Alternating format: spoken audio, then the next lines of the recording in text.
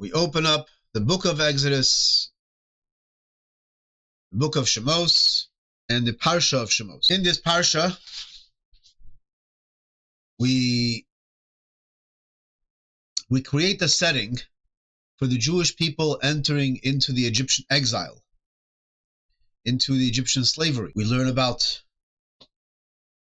how the slavery begins. We learn about the birth of Moses, how he ends up in Pharaoh's palace. Eventually, how he flees to Midian. And there, he is given a mission by God that he will be the redeemer of the Jewish people from Egypt. So in this portion, we have the setting, creating the setting for the bondage, slavery in Egypt, together with the redemption from Egypt. It's all in the same portion. I'd like to first begin, there are many stories, many books, many stories, whether it's, these legends out there, but a storyline that goes like from rags to riches. This person had nothing, and now look where they are now. These could be legends, fables, or they could be real life. Like Steve Jobs beginning Apple in a garage, and look where Apple is today. Or Google beginning in a garage. So who are we as a people? And where did we begin? It's interesting that many make reference to and are familiar with the biblical story of the Exodus of Egypt. So we began as slaves in Egypt, and we became the Jewish people. So we began as a nation of, or a people of slaves, becoming the Jewish people. That is not how the book of Exodus begins at all. That's a fallacy. The Torah portion begins as a continuation from the end of the book of Genesis. In the end of Genesis, we read about Joseph. The last several portions are about the story, the dramatic story of Joseph. How through various sequence of events, beginning with his dreams and so on, he himself is sold into slavery. Interestingly enough, how Joseph himself becomes emblematic of what is going to happen to the Jewish people. He doesn't begin as a slave. So his story is also not from rags to riches. His story is not from slave boy to viceroy of Egypt. His story begins as a beloved child in the household of Jacob, descendant of Abraham and Isaac, grandchild and great-grandchild of Abraham and Isaac, who was then sold into slavery, kidnapped, sold into slavery, to become Joseph. So the storyline is beloved child, kidnapped, and through a series of events, hits rock bottom. But the rock bottom doesn't define him. The rock bottom becomes a point of where he grows and becomes even greater than he was to begin with. Or rather, now fulfilling the original potential that he had, which was unknown at the time and only in his dreams was that shown to him about his later development and growth. The same is about the Jewish people. The Jewish people did not begin as slaves. We began as a family entering into the land of Egypt actually invited into the land of Egypt as royal guests.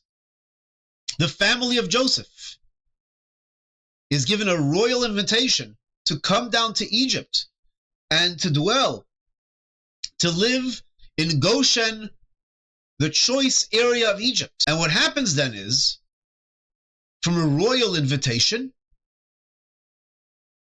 there's a series of events that take place that we now become slaves. And eventually, we become a free people. We become the Jewish people.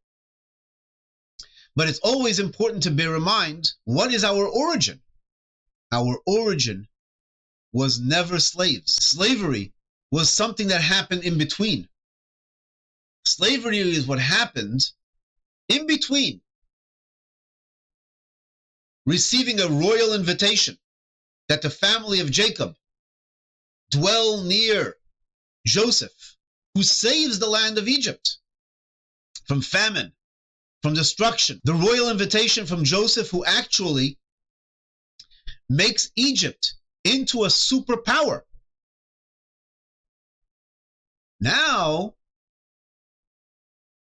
there are a series of events that led the Jewish people to become slaves in the land of Egypt, to become free.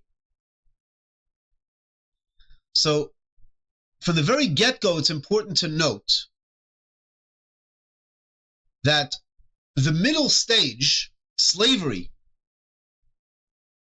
that was a very challenging part of our history, of where we were in Egypt, who we were in Egypt. But that should never be our definition. Yes, we were slaves in the land of Egypt, and there are many times in the Torah that we are to reflect, not to forget those difficult moments that we were slaves in the land of Egypt. But that doesn't define us. So this is an important lesson. And that important lesson is how we begin Exodus. And this lesson shows itself in the name of the portion, in the name of the book. This book is called the book of Exodus. It's also in Hebrew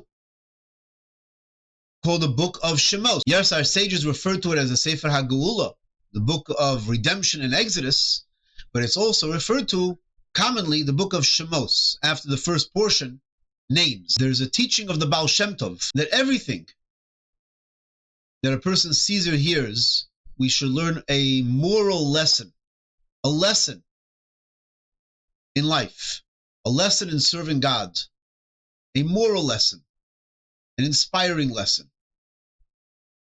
If this applies to anything in life, all the more so does it apply to the Torah itself. Isn't it ironic? We're opening up the book of Exodus. Why are we calling it the book of Exodus?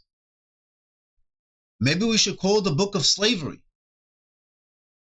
the book of our enslavement, because in truth, a great part of this book is about our enslavement in Egypt. Why is it called a book of names? Why name? That's even a greater question. It's only called by the book of names with the opening few verses. The opening few verses begins, and these are the names of the children of Israel who came to Egypt with Jacob, each man with his household.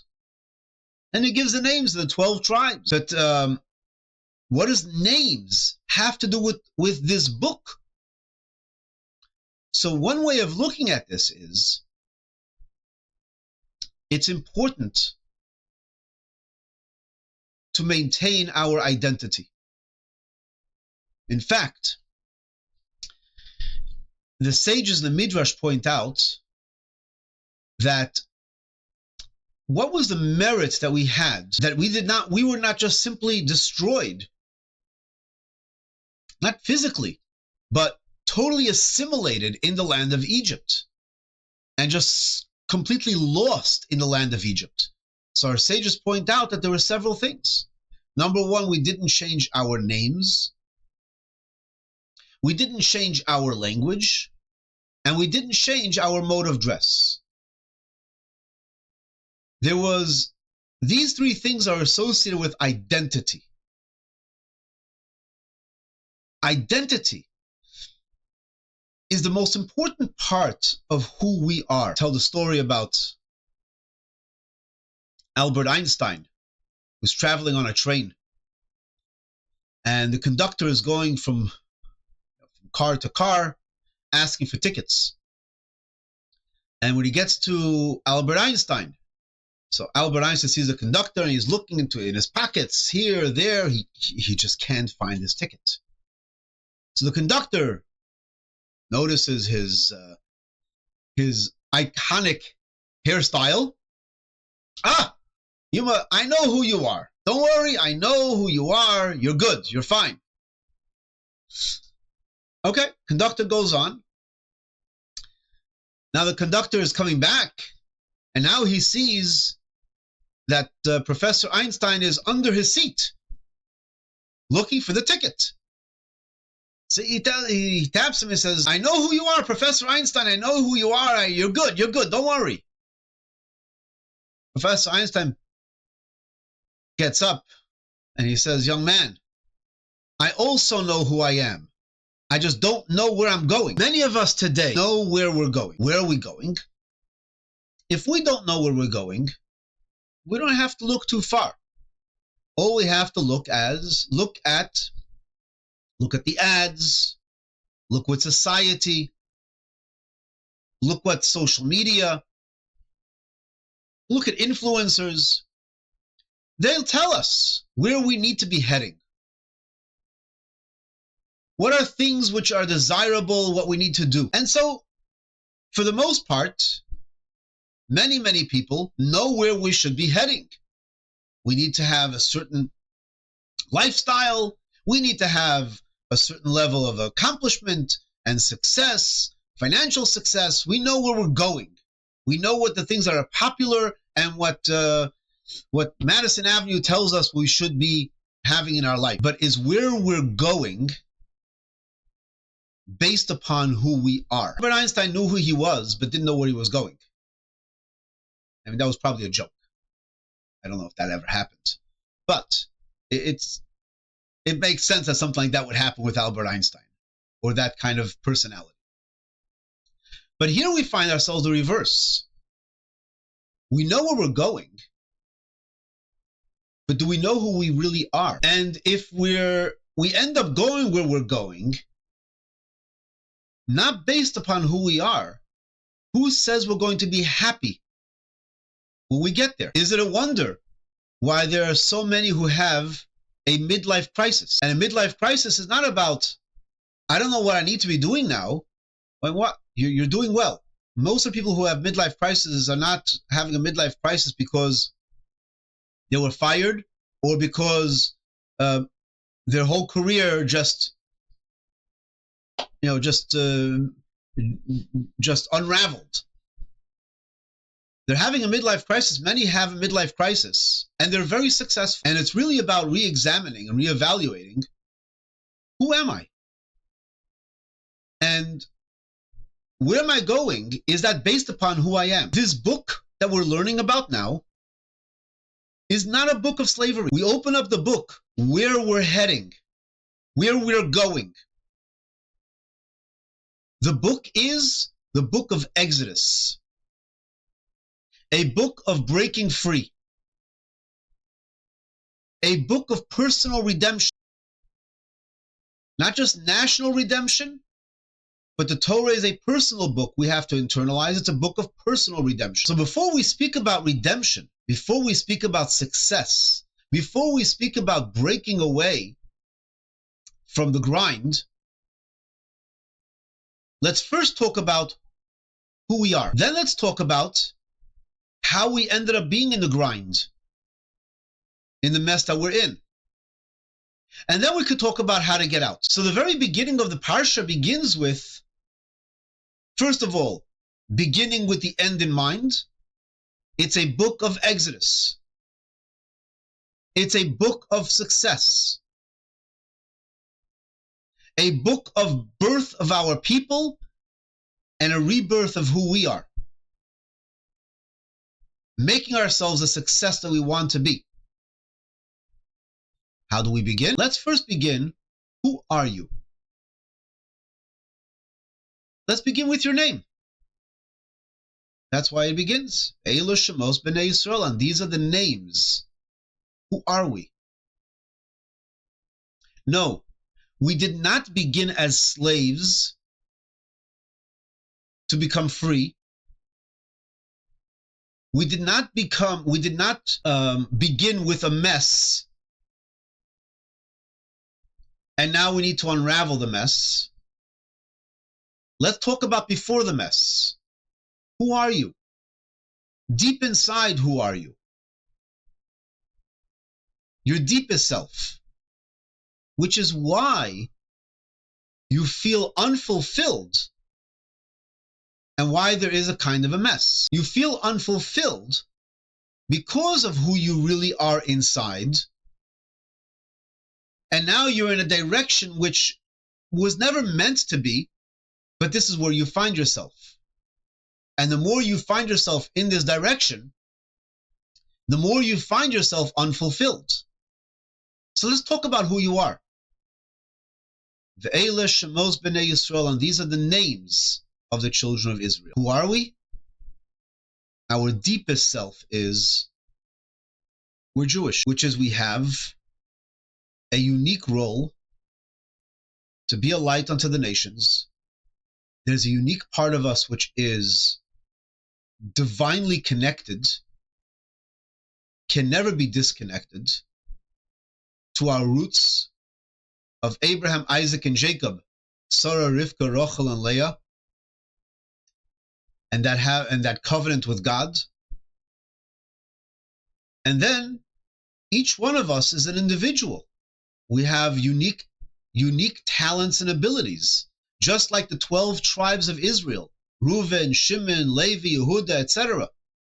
As we just ended in last week's Torah portion, each one was unique within the family of Israel and the family of the Jewish people as a whole. Each one was given unique, specific blessing. Discovering who we are, knowing who we are, that is the very first step out of enslavement, out of a crisis, and into redemption and fulfillment.